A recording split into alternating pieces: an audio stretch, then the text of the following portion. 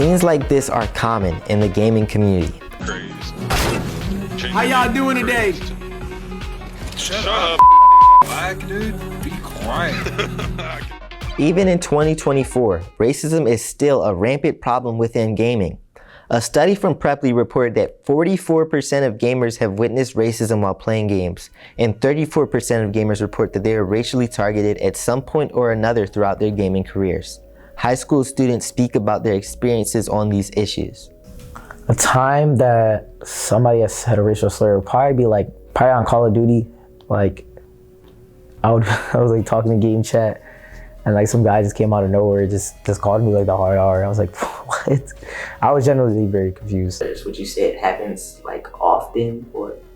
It depends on what type of games you play, but it probably could happen often. Like, especially if you play a game like CSGO, Call of Duty, or like Valorant, stuff like that, where they just say like really bad racial slurs, like the N-word, hard R maybe, the F slur, like R slur, like all of them.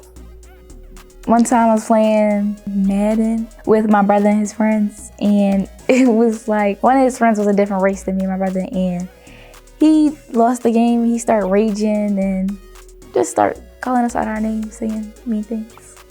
What type of mean things? Slurs.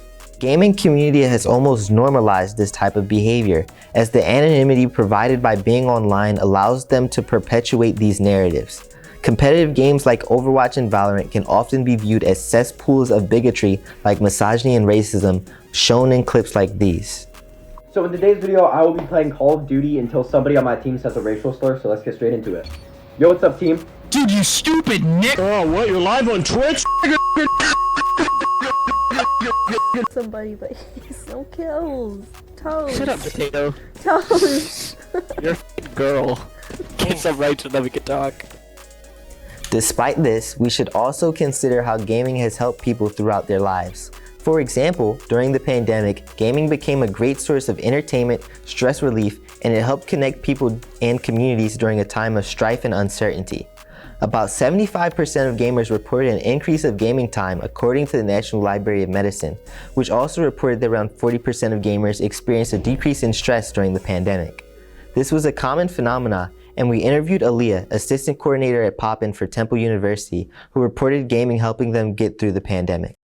Growing up, I was never really into games. It was more so something that my brother and my dad were into. They're really into Mortal Kombat and playing Madden or like 2K and like things like that.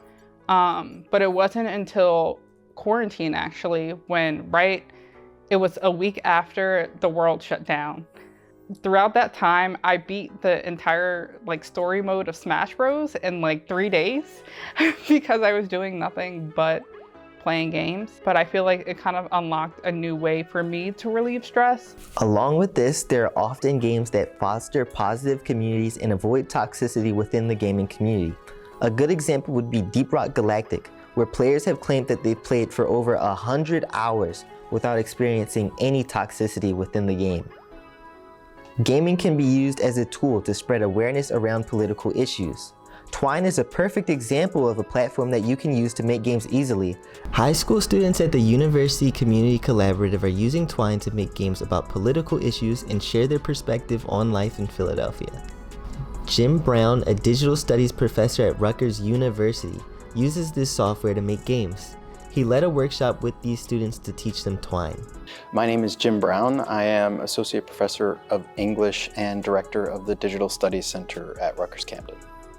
I use Twine primarily because it's accessible. Someone who doesn't have programming experience or doesn't really even have a lot of writing experience can make something with Twine very quickly. You can do complicated things with it. You could eventually do, once you learn more about it, you can do lots of complex things with it, but that's not necessary. So that's one of the main reasons I use it is accessibility. So more people can use it.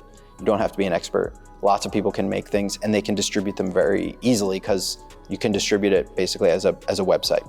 At the sort of more conceptual level, I think what it does for young people is it gives them a tool for telling stories from different perspectives and to sort of go back to something I said earlier, for thinking about how to represent systems that they interact with on a daily basis that maybe they think people don't understand or that they don't have the full picture of. Everything from like how to use public transportation to the basic choices you make every day about what you wear, what you eat. The reason Twine is interesting is it can show those stories from various perspectives, and it can show how what appears to be a situation where you have all of these options, maybe you don't have that many options. Maybe systems are constraining the kinds of things you can choose, the kinds of things you can say. And Twine allows you to kind of show that to a lot of different stakeholders, people who don't have that experience every day. Has learning Twine impacted you at all? If so, how? It has impacted me. It taught me how to do different things and how to become more creative, because when using Twine, I had to think outside the box and create different options and choices just to how to become more creative and how to think about like more opportunities and stuff for the characters. My group story was like about a basketball player who got injured, and then he could either turn to drugs or he could like just try to do better and like sustain a good life. It gave me like a place where I can pretty much share my ideas and share my thoughts in there and make, you know, real life scenarios out of it, right? I can go back and reflect on choices I may have not liked, right? And I can see how other people may have went about them just by me putting, you know, options there. All in all, gaming's value to society is often overlooked. Gaming can be an alternative medium to spread awareness on certain issues in society.